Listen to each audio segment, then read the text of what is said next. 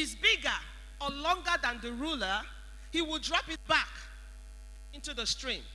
But if it's smaller, he will put it in his bag. And this young boy continued to watch him and kept looking at him. After a while, he came to him and said, "Excuse me, sir. I've been watching you for a while. I noticed this is what you've been doing. Is it that you want the smaller fishes to grow bonier or something?" And the man said, "My young boy, you don't understand. You see this ruler?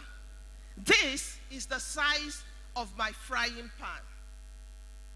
So any fish I pick and I measure it, if it's bigger or longer than this, it means that my frying pan cannot take it." Are you seeing how you're feeling about the man? But do you know that many of us are living our lives like that? Many of us are living our lives like that. I remember one time when they introduced Omega to me, I was not keen. But the day I took a decision, I actually thought it was $100. No, it was 100,000 the person told me.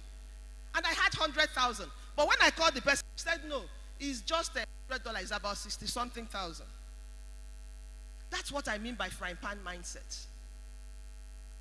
Where you think that an opportunity that is bigger than your comfort zone is not for you. It should go to people in diamond. That's the frying pan mindset. And that was the kind of mindset I had that made me to decide to give my money to somebody. They paid me, I had about 6 million, I had to give it out, and that money entered voicemail. And that threw me into depression.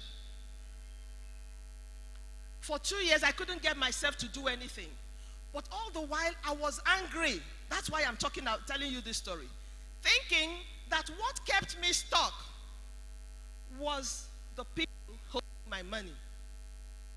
And each time I want to do something, I'll hear a voice telling me, "You're going to make another mistake," and they'll blame you. Even it got to a point in the house I want to talk, I will hear a voice saying, "Who are you to talk?" And sometimes my husband talks, I'll feel like the ground opening for me to enter inside. And I kept telling myself, because I'm no more contributing.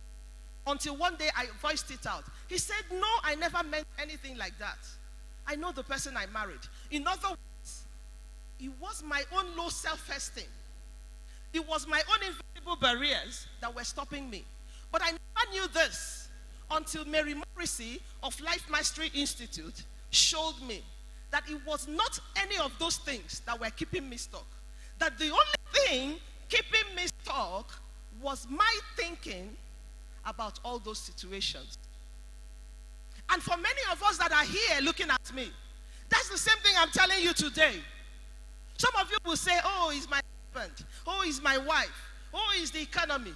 I want to tell you, by virtue of my practice and my experience, I can tell you, whatever you think is holding you is not the thing holding you. What is stopping you is actually your thinking about that situation. Those are the things that are holding you back.